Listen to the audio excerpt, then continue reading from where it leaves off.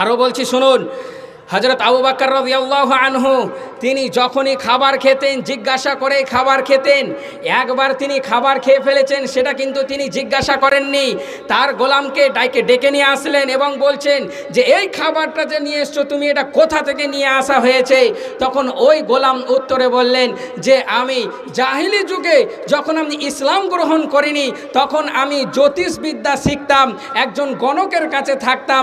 এই যে হাত দেখে বলে দেয় জ্যোতিষী, ওই জ্যোতিষীর কাছে থাকতাম। সেই থাকার বিনিময় মজুরি, সেই মজুরি আজ আমাকে সাক্ষাৎ হয়েছে তাই দিয়েছে, আর তাই দিয়ে আমি আপনার জন্য খাবার ক্রয় করে নিয়ে এসেছি। সেই বিনিময় দিয়েই আমি খাদ্য আপনার জন্য ক্রয় করে নিয়ে এসেছি। তখন ওই আবু বকর রাদিয়াল্লাহু আনহু টেনশনে পড়ে গেলেন যে আবার তিনি হারাম ভক্ষণ করেছেন, তিনি হারাম ভক্ষণ করেছেন। এই টেনশনে তিনি শেষ পর্যন্ত তার আঙুল দিয়ে এই টুটি গলার মধ্যে রেখে তার খাবারটিকে ভূমির মাধ্যমে বের করে দিয়েছেন।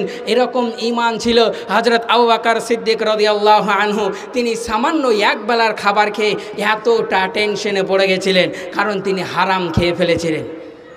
তিনি জানতেন না তার গুনাহ হতো না, এরপরেও তিনি হারাম খেয়ে ফেলেছেন। জানার পরে সঙ্গে সঙ্গে বমি করে বের করে দিয়েছেন। আজ আমরা যে এত ইনকাম করি, সেই ইনকামটা যে হারাম রাস্তায় উপার্জন করি, আজ একবারের জন্য আমরা কেউ টেনশন করি? এরকম যদি ঈমান আমাদের মজবুত হয়, এরকম যদি ঈমান আমাদের স্ট্রং হয়, তাহলে আমাদের জন্য জাহান্নাম আগেই তৈরি করা হয়ে যাবে, যে আমরা আগেই আমাদের নাম নির্ধারিত করা হয়ে যাবে যে আমরা জাহান্নামে যাব। প্রিয় ভাইরা আমার, আমি আপনাকে বোঝাতে চাচ্ছি যে যখনই আপনি হালাল উপার্জন করবেন, সৎ পথে উপার্জন করবেন, মহান আল্লাহ তাআলা তখনই আপনার পরিবারে কল্যাণ নামিয়ে নিয়ে আসবেন। আর যদি তা না হয়, তাহলে আমাদের পরিবার থেকে অকল্যাণ দূর হবে না। এই ছিল অকল্যাণের কারণ, যার কারণে আমাদের সংসারে পরিবারে আজ অকল্যাণ ছাড়াই আজ যেন কল্যাণ আল্লাহর আসেই না। এত মাসে ইনকাম করে 50,000, 60,000, কোনো ব্যক্তি 40,000, 20,000ও ইনকাম করে, এরপরেও কিন্তু তার পরিবারে মাসের শেষে কিছুই টাকা থাকে না, তার পরিবারে যেন উন্নতি হয় না।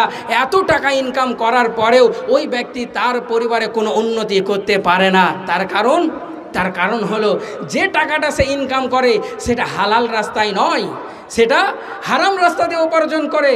আর যদি হারাম রাস্তা দিয়ে উপার্জন করা টাকা আপনার পরিবারে আসে, আপনার সংসারে কখনো কল্যাণ নেমে আসবে না। এই ছিল অকল্যাণ সম্পর্কে।